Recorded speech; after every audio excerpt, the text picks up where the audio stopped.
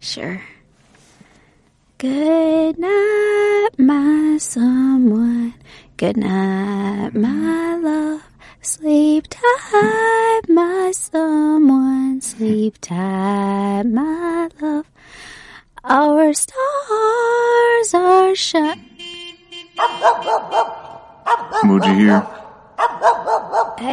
I? There was no space. It's L. Why don't you bring the dogs inside? Oh, okay. Dad, are we gonna have to... What color? Green. It's alright, Dad. I'll get the dogs. You try to get some sleep. Come on, Scout. Come on, Spirit. Good boy. Leave it. Scout, come inside now. I said leave it. Scout, leave it. No! Welcome to the show. What you just heard was The Shifters episode 1, voiced by Lena Hill and Alan Adelberg, written by Matthew Clark, produced, edited, mixed, and mastered by our incredible guest, Lena Hill. My name is Cinnamon Denise. That's cinnamon like the spice and Denise like Denise.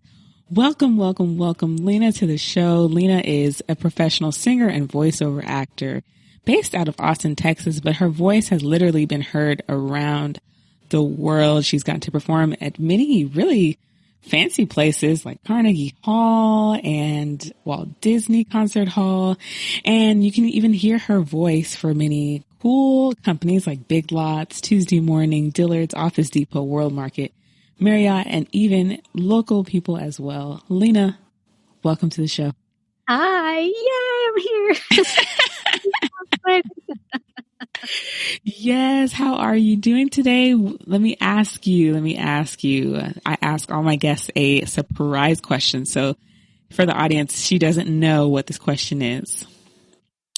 Lena, when do you feel the most in control? Oh my gracious. This is such a fantastic question, especially since we're in the midst of a pandemic. Some personal thing that's happening in my life. So things have felt quite out of control, which is something that I'm learning to embrace as well as learning to embrace uncomfortability. So I think when I feel the most in control is actually when I let go the most. And when I let go the most, I feel calmer and more prepared for what is to come next, which we don't know. Right. I mean, that's why they say, prepare, and prepare your things so you don't have to get prepared, right? Yeah. Yeah. We walk into a booth as voice actors every day with copy and with preparedness that we've done the work. We've scored out our scripts. We have warmed up our voices. We have thought we have made some pretty interesting choices. And as soon as we get a client on the line, they have different thoughts. So it's all about going with the flow and being pretty excited about whatever comes to you and the act of creation, no matter what is being asked of you at the time. Oh my goodness. That is a good perspective. That's one way of looking at it. Let me put it that way. So y'all, the thing about Lena is that she's an incredible singer. I believe you're a soprano, right? I sure am. Yeah. Lena is an incredible singer. I've listened to a lot of her music actually, which I don't know if she knows that, but yes, an amazing voice actress. Lena, tell me, what has been the way your development into voice acting? Did you start off as a singer and developed into a voice actor, or did you start off as a voice actor and developed into singing, or they both happen at the same time? I've always been a singer. I think my mom said that I sang before I spoke. That has always been my number one outlet for communication and for feeling. I mean, like anytime that I go through anything in life, I go to music, right? If I'm going to perform it or if I'm going to listen to it, that is what makes me feel. So when I was going into college, my initial thought was I wanted to be in the music program.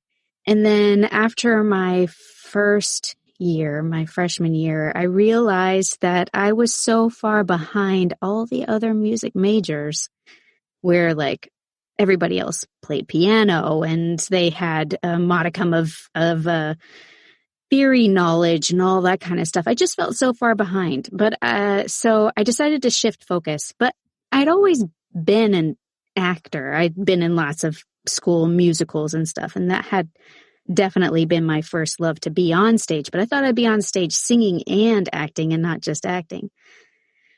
And then I fell completely, deeply head over heels in love with the process of acting and finding character, and I became obsessed with it. So I didn't actually come into voice acting. You know, as an actor in Los Angeles, you get to do it every once in a while. It comes on your work list here and there, but I never focused on it entirely until I moved to Austin 5 years ago. And I was lucky that I took a acting class at ACC. And in that acting class, there was this amazing fella named Shane Wells, who was a voice actor. I was like, hey, can I have coffee with you? He was like, yeah, let's have coffee. So I translated all of the work, the vocal pediological work that I had done as a singer, and all of the acting technique work that I'd done as an actor. And I was like, this frees me up so much to be in a booth in front of a microphone, that I don't have to worry about aging. I don't have to worry about how tall I am. I don't have to worry about necessarily my gender, because I can play little boys if I wanted to.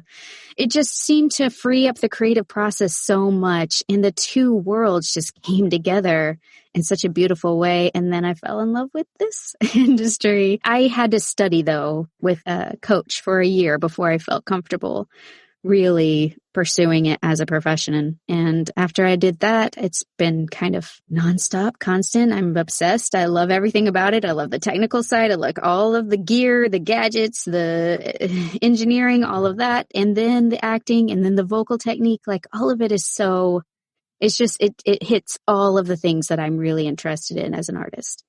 So that's a lot. And the thing about it is, it's in a beautiful story, because people always think, oh, you woke up one day and you're like, I want to be a voice actor. No, not at all.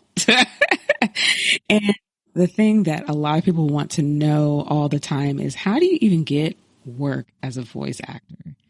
And the first thing you said was get a mentor, right? And tell us about your relationship and the process of you getting a mentor. You said, can I have coffee with you? What went from there? So I asked Mr. Wells, can I please have coffee with you? And he said, sure, yeah, that'd be great. So we had coffee and talked. And then I just kind of said, hey, can you be my mentor?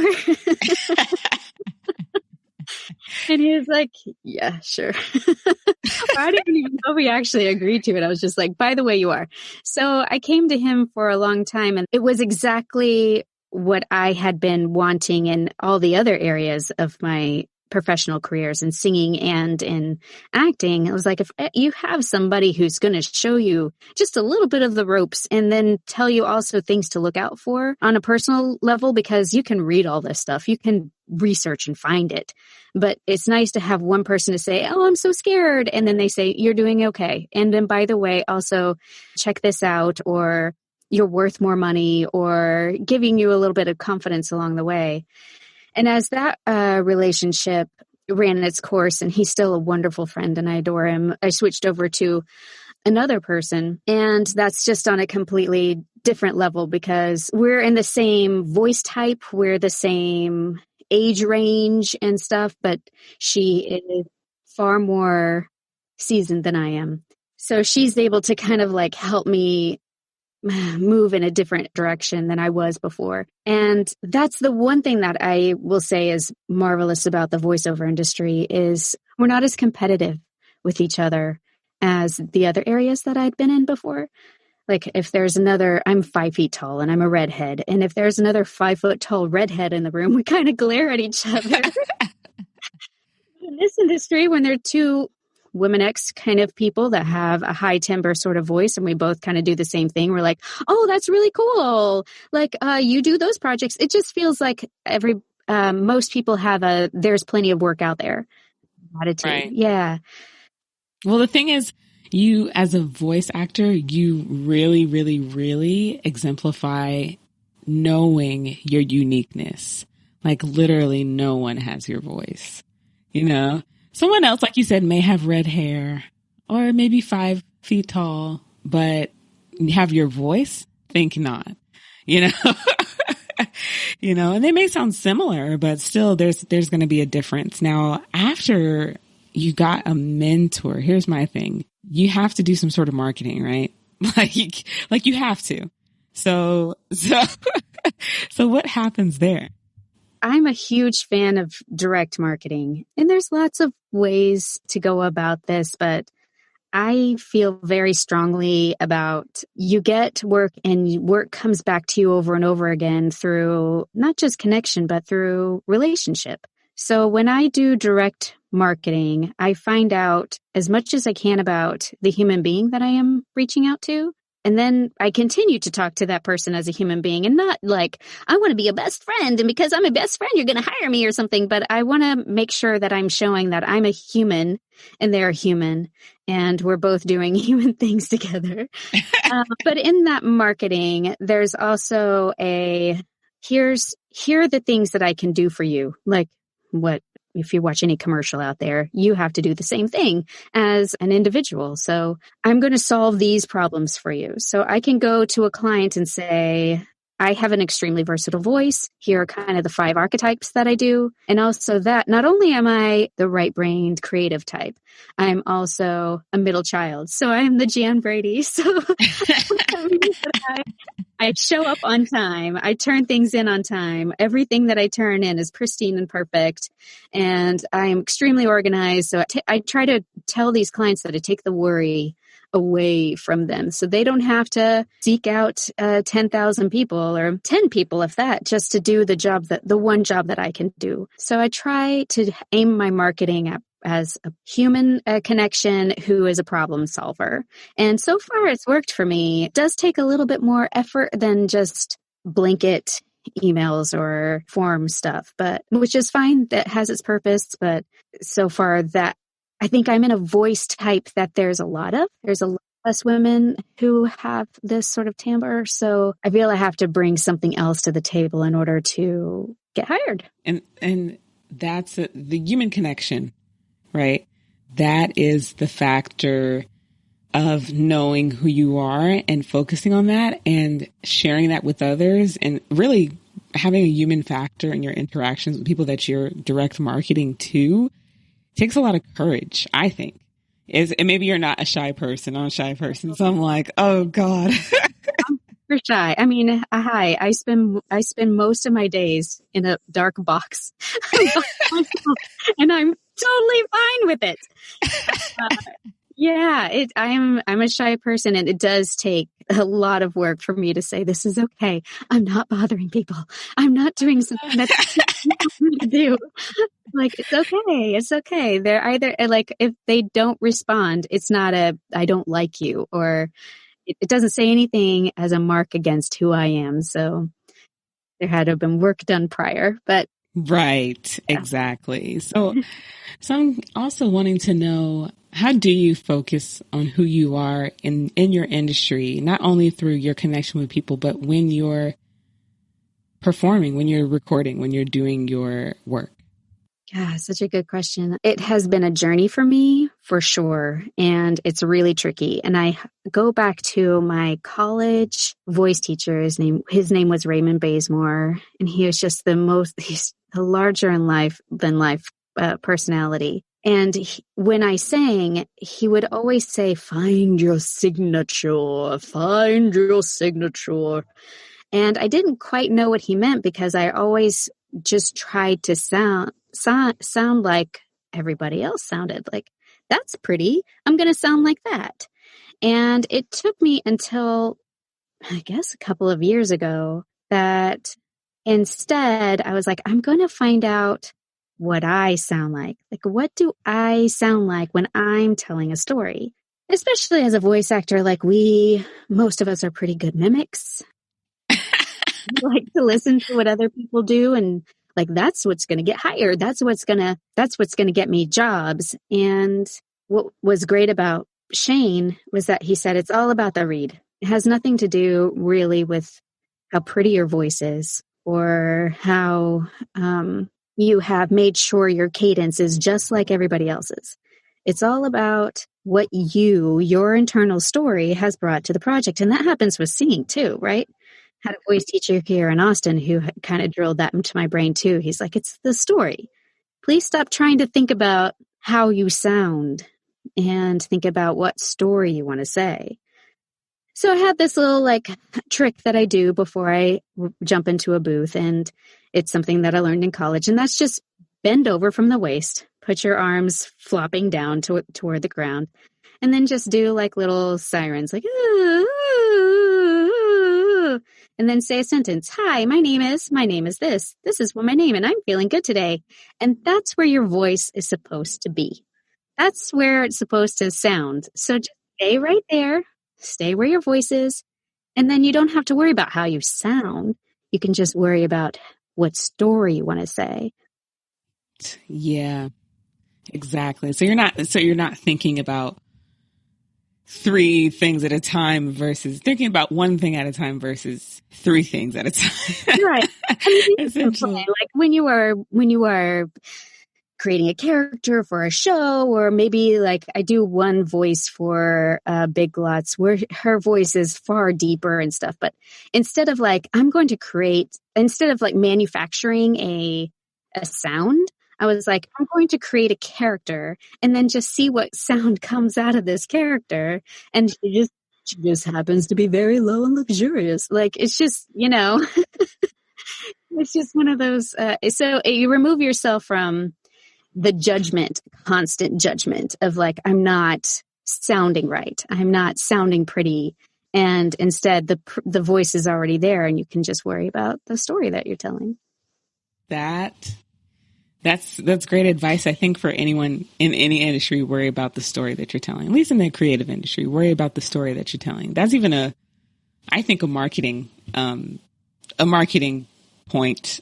Worry about the story that you're trying to tell. Think about how you want what you're trying to say, right? So I've really enjoyed hearing your insight into just what you do, and even some of the soft skills that you've had to acquire, that you already had to maintain your career. So I have one more question that is a surprise question for her, but I think she'll have a pretty quick answer.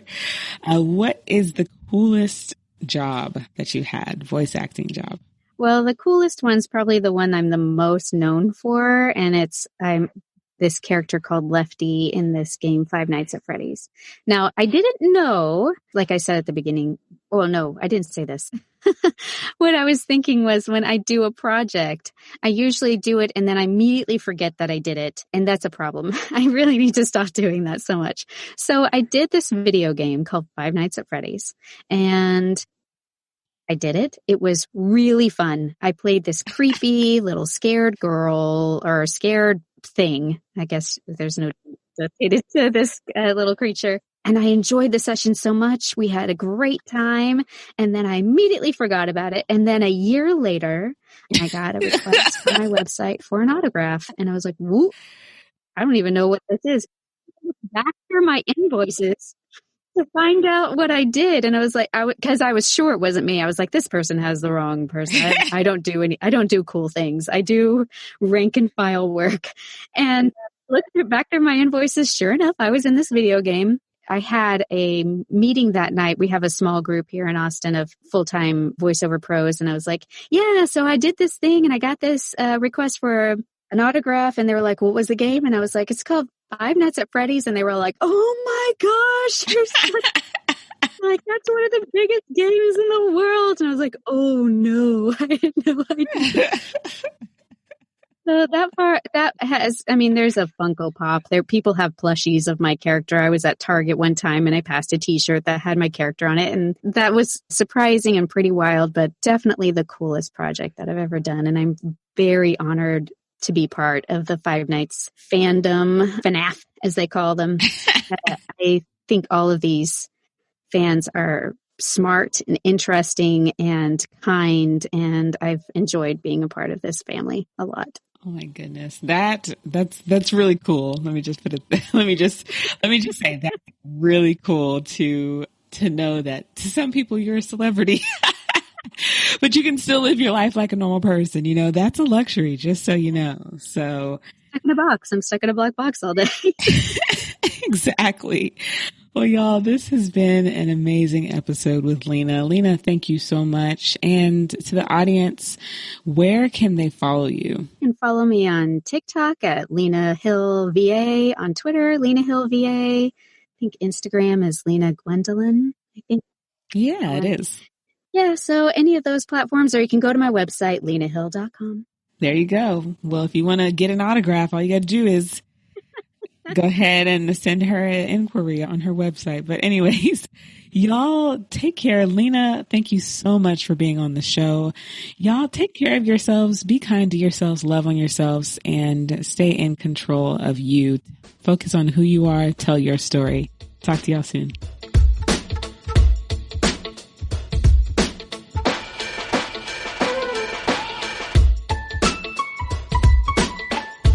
Don't forget to leave a rating of the show. It helps to make us better. Thanks so much. Y'all take care.